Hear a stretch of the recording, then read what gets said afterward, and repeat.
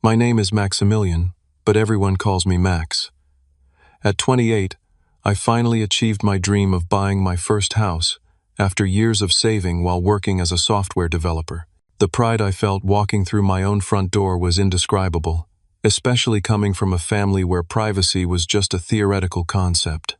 Never did I imagine that my sanctuary would be invaded so quickly until that Tuesday evening when I came home, exhausted to find my parents casually sitting in my living room like they owned the place. Before I continue this story, drop a comment letting me know where you're watching from. Hit that like button and subscribe to see more stories about standing your ground against family overreach. Growing up in the Morgan household meant accepting that privacy was a luxury, not a right. My father Richard, a micromanaging accountant, and my mother Karen, a helicopter parent before the term was even coined, operated on the firm belief that family has no boundaries. This philosophy manifested in countless ways throughout my childhood and teenage years. When I was 13, my father installed monitoring software on my computer that forwarded my internet history directly to his email. I discovered this humiliating setup when he confronted me about researching a paper on the French Revolution, concerned about my interest in violent historical events. At 15, my mother regularly tidied my room, which was her euphemism for reading my private journal. She would casually reference my personal thoughts at dinner, offering unsolicited advice on friendships and crushes, while my father nodded approvingly. My 17th birthday gift was a smartphone, which came with the condition that they would have my password and could check it any time. When I expressed discomfort, my father's response was always the same. "We're your parents. We have a right to know everything about you. When you pay your own bills, then you can have secrets." This mantra was repeated so often it became the unofficial family motto. College at Arizona State became my first taste of genuine freedom. The 6-hour drive from our Sacramento home created enough distance that their oversight became impractical.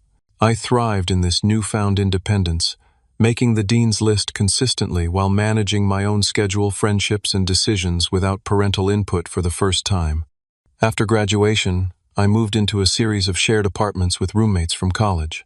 My parents viewed these living situations as temporary, referring to them as my practice homes until I would naturally move back to Sacramento. They never understood that every career decision, every dollar saved, was part of my strategy to build permanent independence. My job at Rapid Tech, a growing software company, demanded long hours and complete dedication. While my colleagues complained about the workload, I volunteered for overtime and weekend projects. Every extra dollar went straight into my house fund. My supervisor, Blake, noticed my determination and took me under his wing, accelerating my promotion track and increasing my saving potential. After 4 years of aggressive saving and a modest inheritance from my grandfather, the only family member who seemed to understand my need for autonomy, I had enough for a down payment. The house hunting process was exhaustive. I viewed 67 properties over 8 months, researched neighborhood crime statistics, property tax histories, and potential appreciation rates. I wanted my investment to be sound, and my decision unimpeachable when my parents inevitably questioned it. The perfect house appeared when I least expected it, a 1950s bungalow with 2 bedrooms, 1.5 bathrooms, hardwood floors beneath tired carpet, and good bones disguised by outdated fixtures. Located in Roseville, it was 30 minutes from my parents' house, close enough to visit but too far for casual drop-ins. At least that's what I thought. The previous owner, an elderly widow moving to assisted living, accepted my offer despite higher bids, because I wrote a letter promising to restore the home's original character. The day I signed the closing papers was the first time I truly felt like an adult. The weight of the house keys in my palm represented everything I had worked for. The first 2 months of homeownership were a revelation in peace and self-determination. I established morning routines that began with coffee on my small back porch, listening to birds instead of parental commentary about my career trajectory. Weekends became dedicated to restoration projects, stripping decades of paint from original window frames, refinishing hardwood floors, and learning plumbing basics through YouTube tutorials and numerous trips to the hardware store. My best friend Nathan helped me install ceiling fans and paint the kitchen cabinets navy blue, a color my mother would have vetoed as too dark. But that brought me joy every morning. My colleague Amelia taught me to propagate houseplants that gradually filled sunny corners. These friends, chosen family rather than assigned, celebrated my independence without questioning my decisions. 6 weeks after moving in, I hosted my first dinner party. 7 friends squeezed around my vintage dining table, eating lasagna from mismatched plates and drinking wine from mason jars because I hadn't yet purchased proper glassware. The house hummed with conversation and laughter, christening it as truly mine. As my friends left that night, each one commented on how the house already reflected my personality, organized but comfortable, modest but thoughtful. My parents had visited only once for an awkward housewarming where my mother pointed out every imperfection while my father calculated aloud how much equity I could build before upgrading to a family home. They left after an hour, clearly disappointed that I hadn't consulted them on the purchase. Their parting words, "We're just a phone call away. When you need help fixing this place up," carried an assumption that such calls were inevitable and imminent. I didn't call. Instead, I reveled in addressing each home improvement challenge myself or with friends who respected my vision. The growing confidence in my capabilities extended beyond homeownership into other aspects of my life. I began speaking up more in meetings at work. I started dating with clearer boundaries. I was becoming the version of myself that had always existed beneath my parents' expectations. This peaceful existence lasted exactly 63 days. The day that everything changed began, like many others, with a coding crisis at work. Our team had discovered a critical security vulnerability in our flagship product just hours before a major client demo. What should have been a 9-hour workday stretched into 12 as we frantically patched the issue, ran diagnostics, and prepared documentation for the executive team. By 7:30 that evening, my eyes burned from staring at screens, my shoulders ached from hunching over keyboards, and my patience had worn microscopically thin. My only consolation was the thought of my quiet house, waiting for me, specifically the leftover Thai curry in my refrigerator and the expensive bottle of Blanton's bourbon I'd been saving to celebrate my first successful solo project deployment. I stopped at Magnolia Market on the way home to grab fresh limes for my planned celebration drink. The cashier commented on my exhausted appearance, joking that I looked like I needed the entire produce section, not just citrus. Her simple human connection momentarily lifted my mood as I drove the final stretch home, watching sunset colors paint the sky in hues of orange and pink. As I turned onto my street, the familiar sense of pride warmed my chest at the sight of my modest home, until I noticed the lights glowing through my living room windows. My porch light, which operated on a timer and shouldn't have activated for another hour, cast a yellow pool on my front steps. My car slowed involuntarily as confusion gave way to alarm. Had I left lights on this morning? Impossible. My programmable habit of checking them twice before leaving was borderline compulsive. Was someone breaking in? The neighborhood had experienced a string of minor burglaries last month. My heart hammered against my ribs as I parked across the street rather than in my driveway, giving myself space to assess the situation. I called Nathan, speaking in hushed tones as I explained the situation. He advised calling the police, but something in my gut urged caution. "Let me peek through the window first," I whispered, approaching my own home like a trespasser. As I crept up the side path toward the bay window, the sound of familiar laughter froze me in place. Through a gap in the curtains I hadn't fully closed that morning, I saw them, my parents, comfortably ensconced on my sofa, as if they belonged there.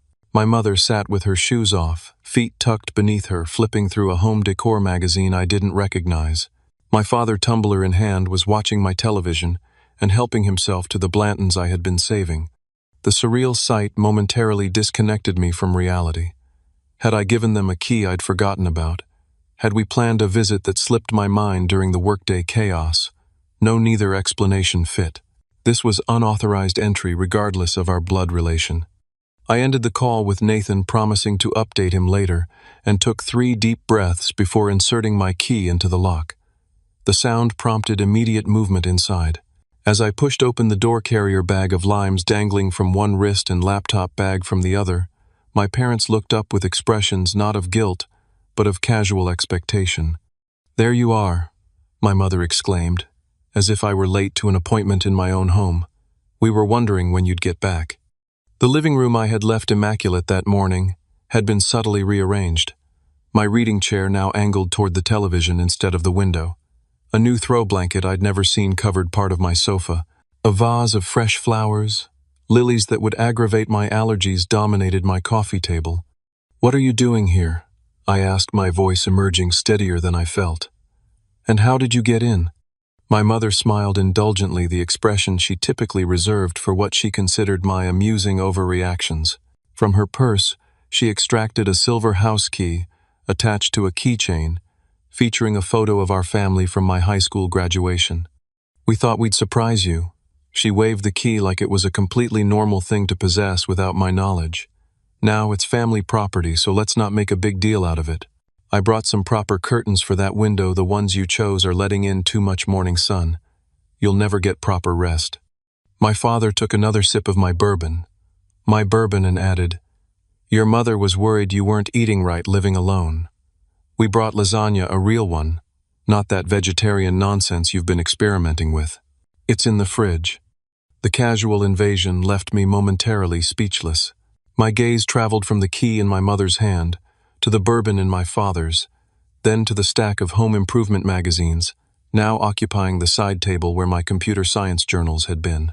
While I processed this violation, my mother had already stood and was moving toward my kitchen. "I reorganized your pantry honestly. Max alphabetizing spices. Who has time for that? I grouped them by function instead. Much more efficient when you're actually cooking." Something in me snapped.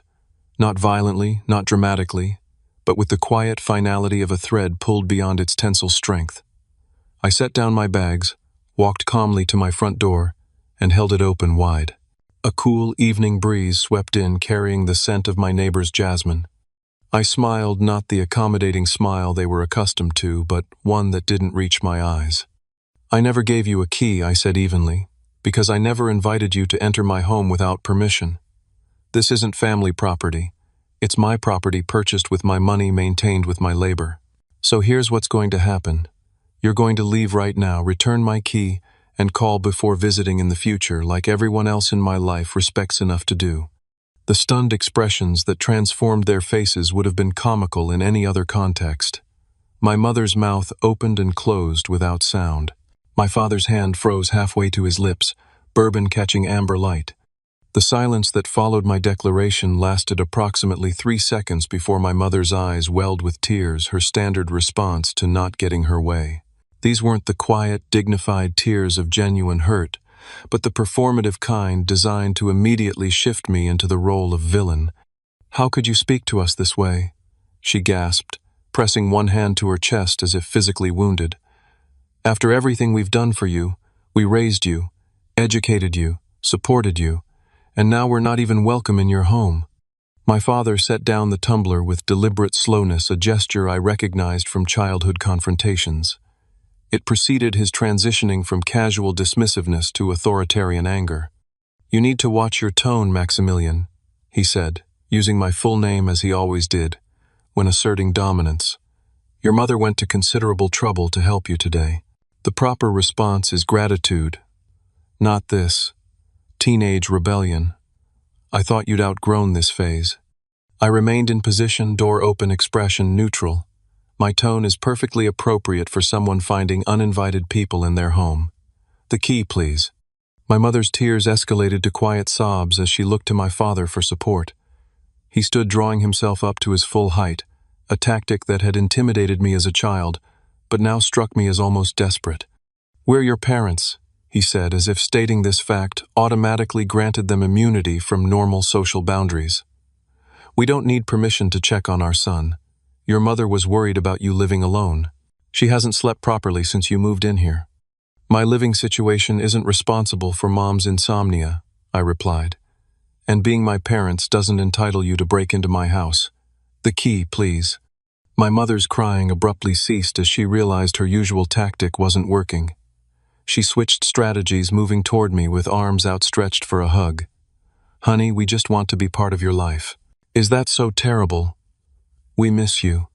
I sidestepped the embrace, maintaining my position by the door. "There are respectful ways to be part of my life. This isn't one of them. The key, please." The standoff continued for another 15 minutes. My parents cycled through their entire emotional repertoire: guilt, anger, dismissiveness, faux concern, and finally wounded martyrdom.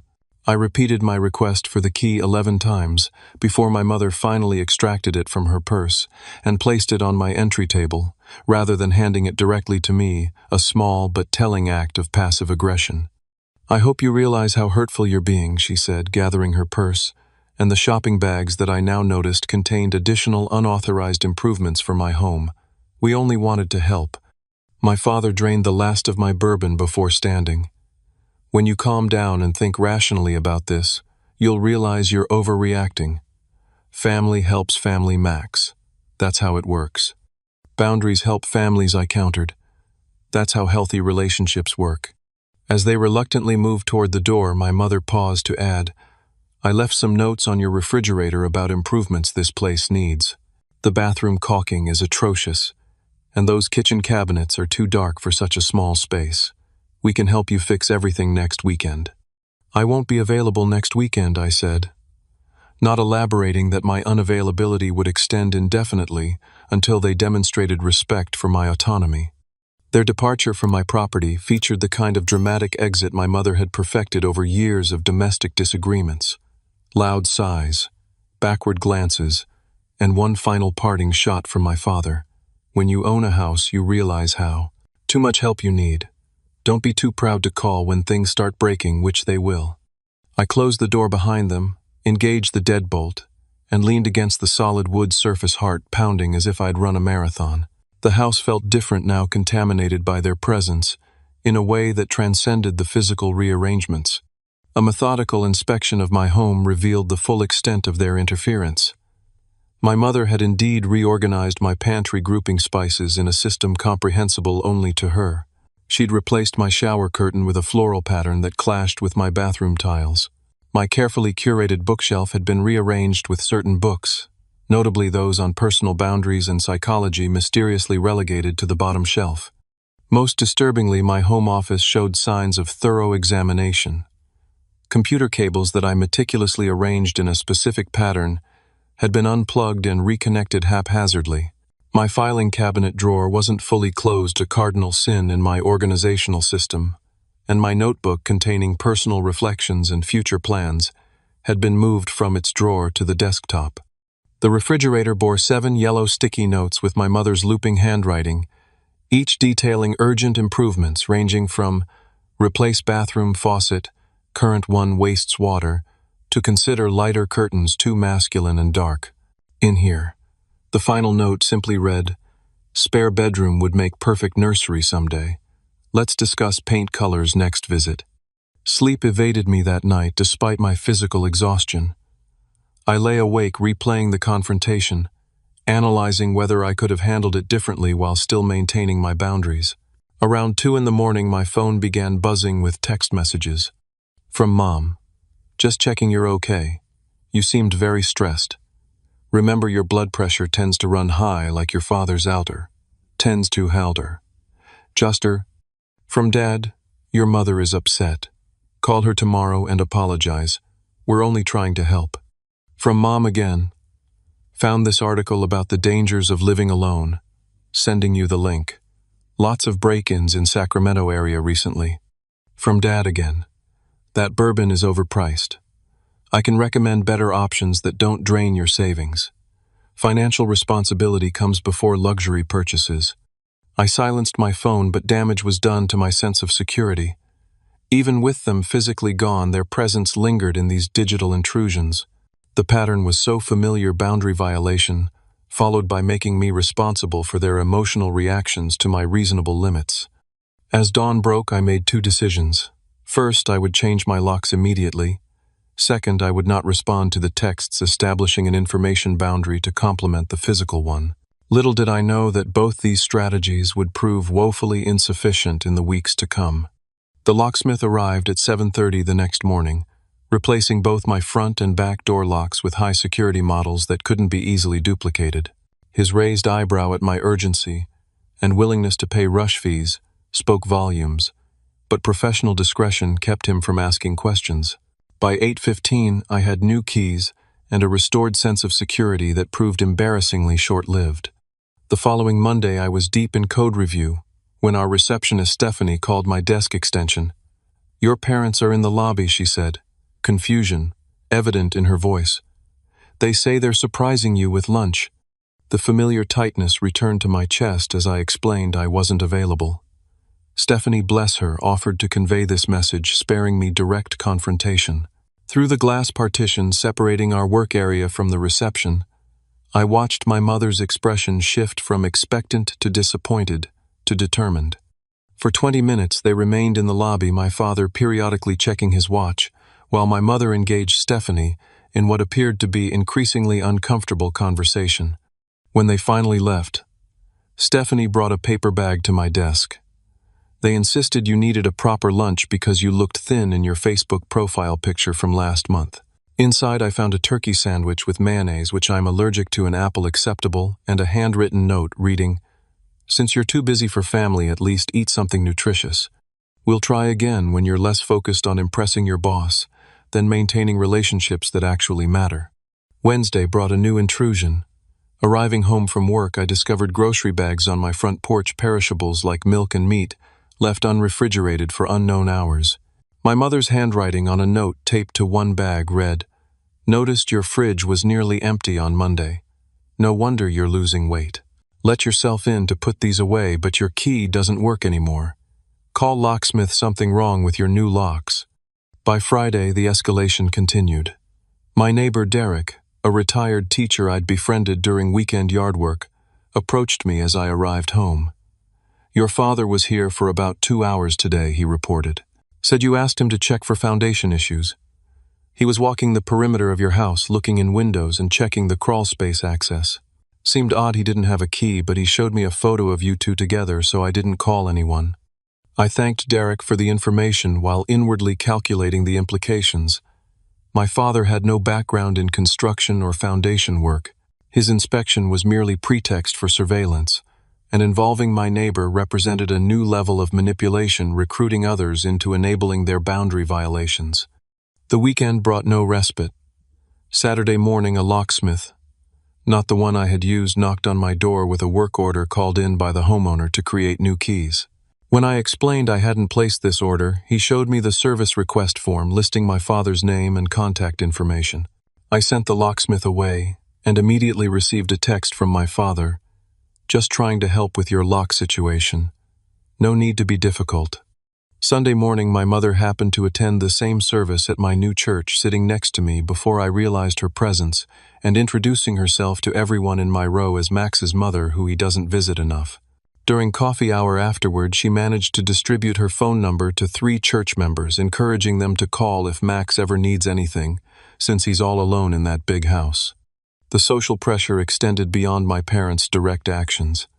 By the second week after the initial incident, extended family members began reaching out. Aunt Patricia called to tell me I was breaking your mother's heart with this childish independence kick. Uncle George emailed articles about elder care and the importance of maintaining family connections before it's too late. My cousin Stephen, with whom I'd always been close, texted to ask, "What's this I hear about you banning your parents from your house?" Meanwhile, 3 friends from high school, people I hadn't spoken with in years, suddenly contacted me on social media with variations of, "Heard you're having family troubles and your mom seems really upset." The coordinated nature of these outreaches confirmed my suspicion. My parents were systematically working to create external pressure that would force me back into compliance with their expectations. The breaking point arrived 3 weeks after the initial incident. Working late to avoid going home, a psychological state I hadn't experienced since high school, I finally returned to my house around 9 in the evening. The porch light illuminated a scene that stopped me at the threshold. Through my living room window, I could see that every kitchen cabinet door stood open. Drawers had been pulled out. The contents of my pantry appeared rearranged yet again. Moving through my home in growing disbelief, I discovered my mother had completely reorganized my kitchen, according to her system, discarding storage containers she deemed unnecessary and labeling shelves with her preferred arrangements. In my home office, my father had fixed my computer desk by raising it 2 inches with wooden blocks, leaving a note explaining this was better ergonomically for someone your height. My carefully calibrated monitor setup had been adjusted, cables rerouted, and most alarmingly, my external backup drive was now connected differently. A check of my security camera footage installed after the lock change revealed they had convinced my next-door neighbor Lisa that they were bringing surprise renovations while I was at work. Lisa, who had never met them before, had been persuaded to let them access my backyard where they retrieved the emergency key I kept hidden for legitimate emergencies. This violation transcended mere boundary crossing. It represented a complete dismissal of my explicit wishes and a sophisticated campaign to undermine my independence. As I stood in my rearranged kitchen, a sudden clarity emerged through the fog of frustration. Changing locks wasn't enough. I needed a comprehensive strategy to address the psychological and social dimensions of this conflict, not just the physical access. The next morning, instead of going to work, I called in sick for the first time in 3 years and scheduled an emergency appointment with Dr. Rachel Winters, a therapist I'd been seeing occasionally to work through childhood patterns. I arrived at her office with dark circles under my eyes and a 3-page typed list of boundary violations that had occurred in just 3 weeks. "What we're seeing is a extinction burst," Dr. Winters explained after reviewing my situation. "When entrenched behaviors are suddenly met with resistance, they often intensify dramatically before subsiding. Your parents are escalating because your boundaries threaten their sense of control and identity as parents. For 90 minutes, we developed a strategic intervention plan. I needed clear, enforceable boundaries with specific consequences, delivered in a neutral setting where my parents couldn't control the environment. Dr. Winters role-played potential parental responses with me, preparing me for the emotional manipulation tactics that would inevitably follow.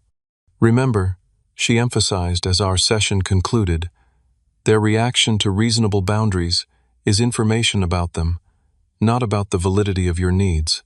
You have both the right and the responsibility to protect your physical and emotional space. That afternoon, I consulted with Anthony Garcia, a college friend who had become a real estate attorney.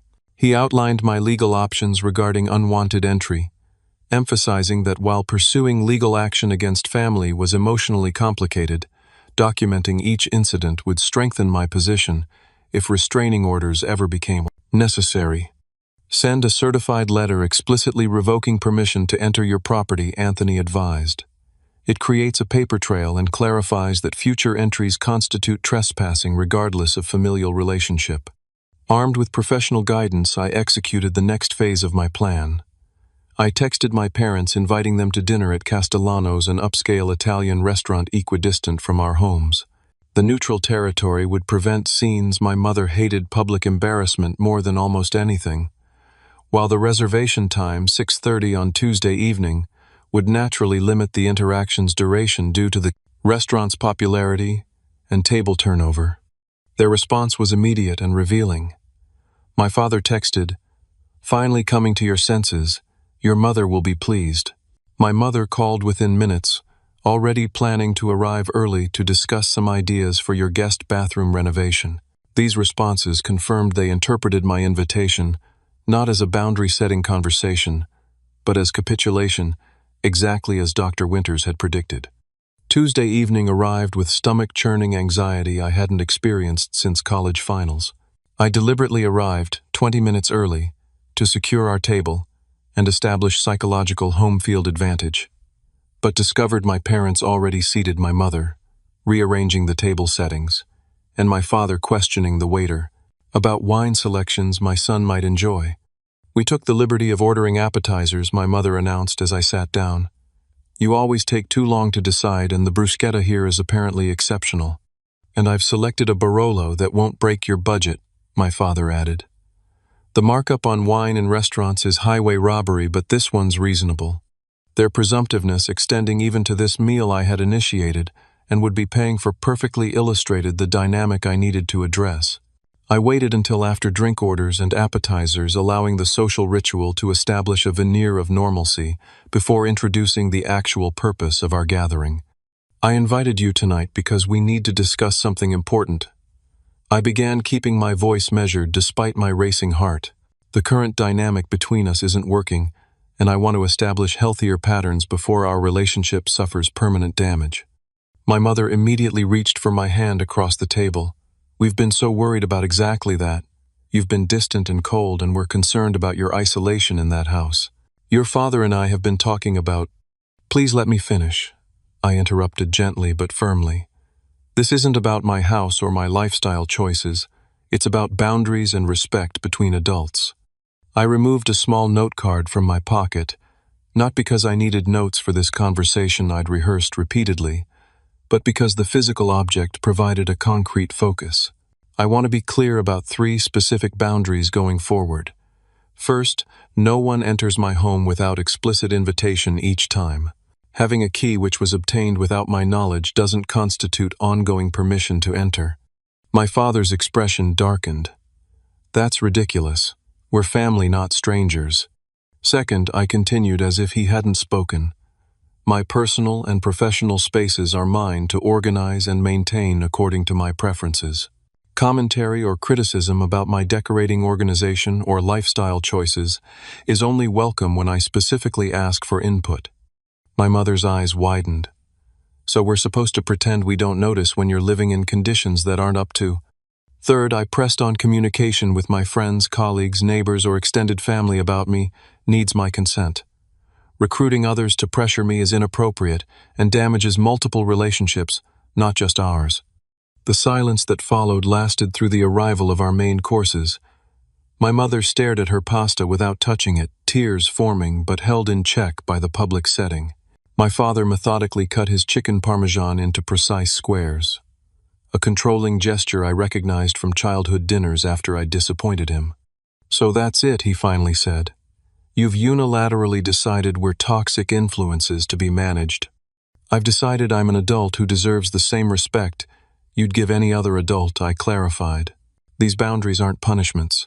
They're the foundation of a healthier relationship where we can actually enjoy each other's company without underlying resentment. My mother's composure finally broke. After everything we've sacrificed for you, she said, voice rising despite the restaurant setting, this is how you repay us. By treating us like intruders, by embarrassing us in public with this intervention. Several nearby diners glanced our way. The waiter approaching with water refills diverted to another table. I'm not trying to embarrass anyone, I said quietly. That's why I chose a private table in a restaurant, instead of having this conversation in my living room or yours. I'm trying to find a way forward that respects everyone's needs. Your needs seem to be excluding your family from your life, my father countered, voice tight with controlled anger. That's not a boundary, Max. It's rejection of the people who made you who you are. I'm not excluding you, I explained. I'm asking for interactions based on mutual respect, rather than assumed authority. You're welcome in my life and my home with invitation and consideration for my autonomy. The conversation deteriorated rapidly from there. My mother abandoned any pretense of composure, tears flowing freely, as she detailed sacrifices made during my childhood music lessons I'd begged for, and sports equipment they'd scrimped and saved to provide. My father transitioned from cold anger to overt threats, suggesting they might need to rethink financial help with your student loans. Loans I had been managing independently since graduation, and reconsider the inheritance discussions. We've been having a manipulative reference to hypothetical future money I'd never factored into my planning. When my mother began loudly recounting my childhood medical emergencies and how she'd slept beside your hospital bed for 3 nights when you had pneumonia drawing stares from nearby tables, I recognized the futility of continuing. This public venue chosen to prevent exactly this scene had instead become theater for their emotional performance. I signaled for the check paid while they were still mid-argument and stood to leave. I care about you both, I said quietly. That's why I'm trying to establish a relationship that works for all of us as adults. I hope you'll consider what I've said once emotions aren't running so high. My father's parting words as I walked away. Don't expect us to come running next time you need help with that money, Pithouse echoed in my ears as I drove home simultaneously. Relieved the confrontation was over and devastated by its predictable failure. The failed dinner conversation made one thing abundantly clear. Verbal boundaries alone would never suffice. The following morning I implemented the comprehensive security plan Anthony had helped me develop. A locksmith installed commercial-grade deadbolts with keys that couldn't be duplicated without signed authorization forms. Electronic keypads with programmable codes replaced traditional locks on both exterior doors, allowing me to grant temporary access when appropriate without distributing physical keys. A complete security system followed door sensors, motion detectors, and window alarms connected to a monitoring service with my parents explicitly listed as unauthorized users who could not request system overrides. The doorbell camera I'd installed earlier was supplemented with additional exterior cameras covering all potential entry points, with footage backing up to cloud storage I alone could access. Derek, my retired neighbor who had previously been unwittingly recruited into my parents' schemes, became a valuable ally once I explained the situation. My sister pulled similar stunts with my nephew, he confided. Some folks can't accept when the parent-child relationship evolves. I'll keep an eye out and let you know if they show up while you're at work.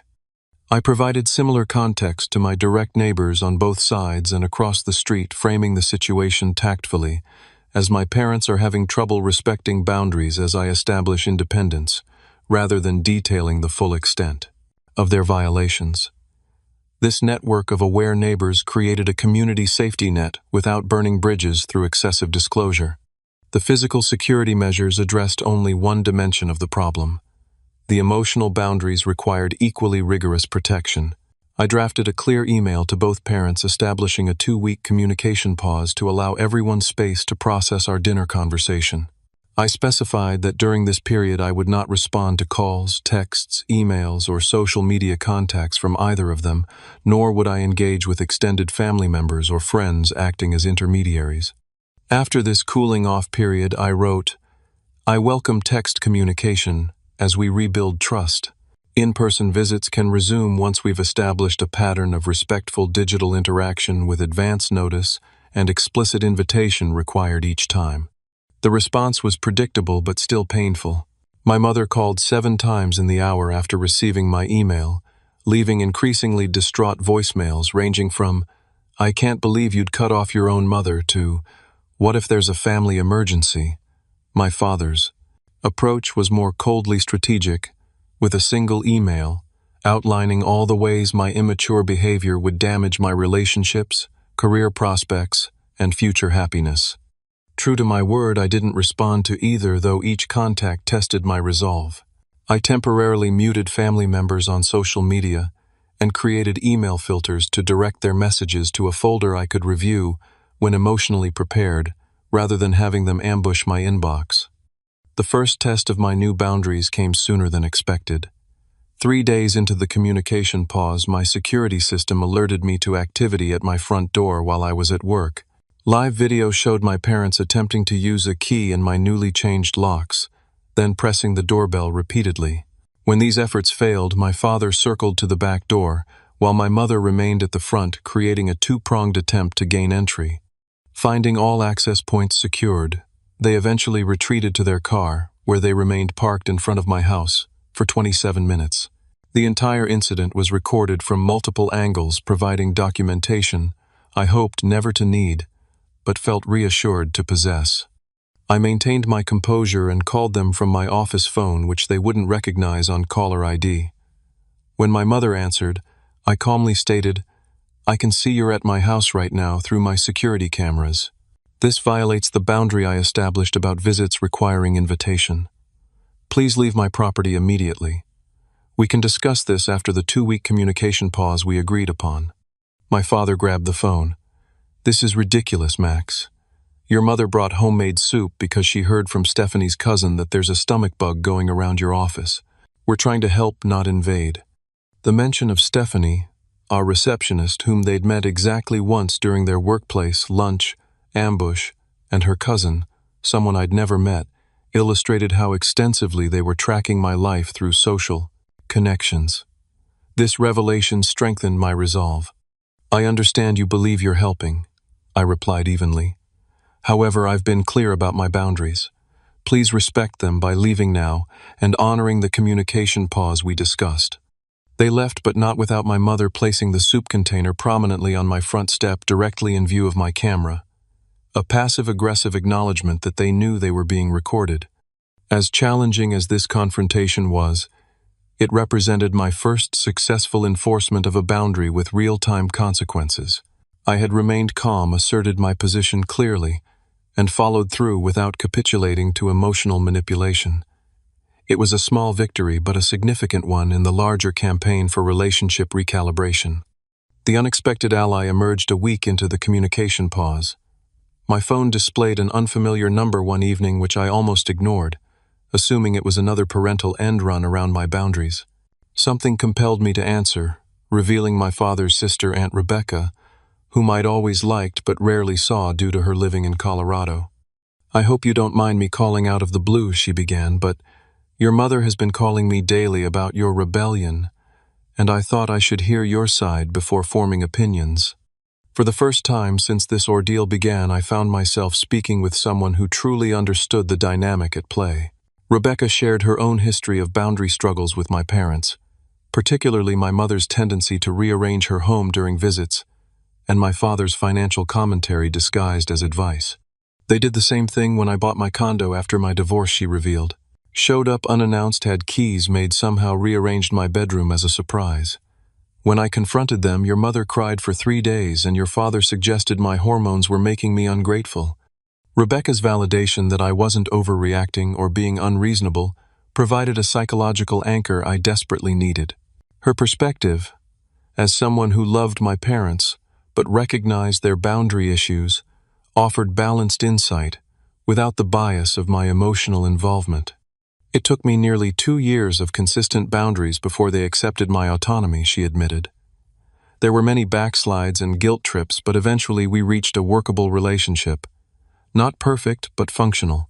You can get there too, but only if you hold firm now when it's hardest." She offered to speak with them as a neutral third party, explaining how their behavior appeared from an outside perspective and potentially helping them understand the damage they were causing to our relationship. I gratefully accepted, recognizing that sometimes messages received from peers carry weight that the same words from children, even adult children, cannot. The conversation with Aunt Rebecca marked a turning point in my approach. I had been conceptualizing the situation as a binary conflict, my boundaries versus their invasion, but she helped me see it as a difficult transition, requiring adjustment from all parties.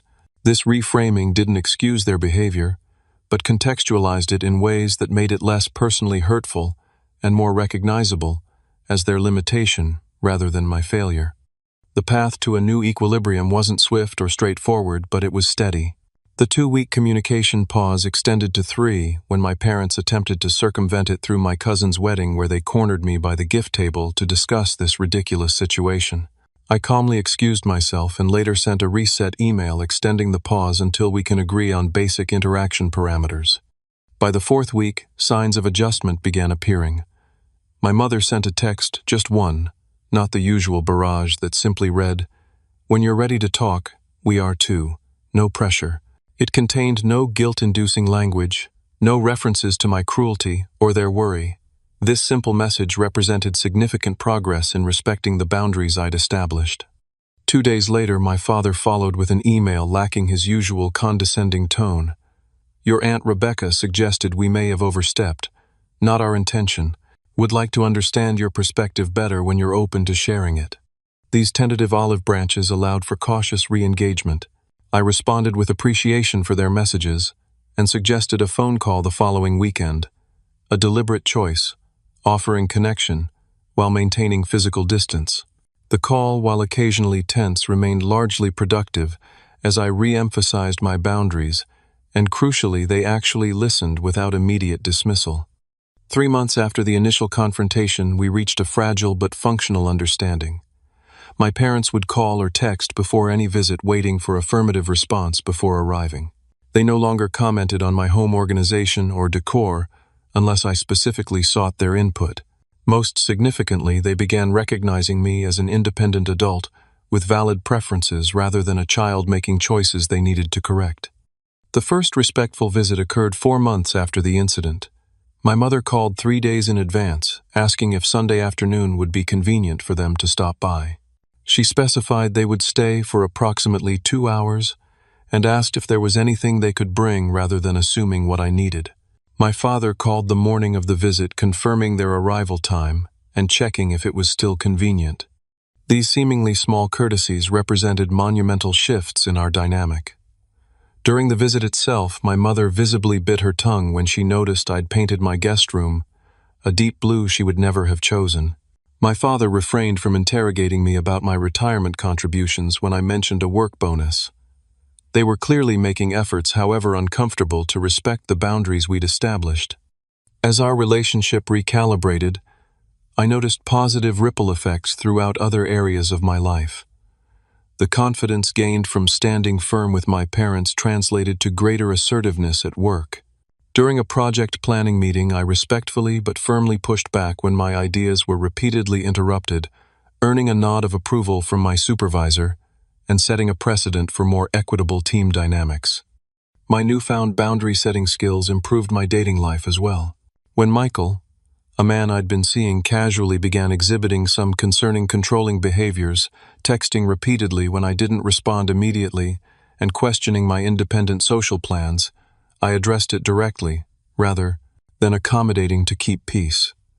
Instead of escalating as I feared, the clear communication actually strengthened our connection, leading to a more balanced relationship built on mutual respect. Even my friendships benefited from this personal growth.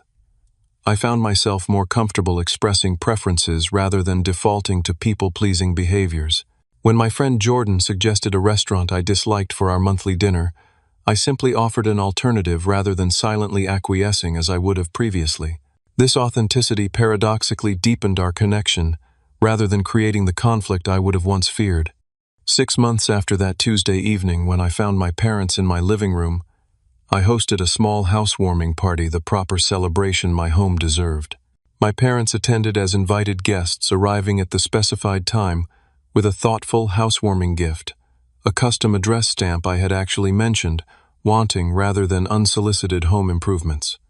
Watching them interact respectfully with my friends, colleagues, and neighbors, introducing themselves without embarrassing childhood stories or undermining comments, I felt a complex mixture of emotions: pride in our collective growth, gratitude for the difficult but necessary confrontation that catalyzed change, hope for the evolving relationship we were building on healthier foundations.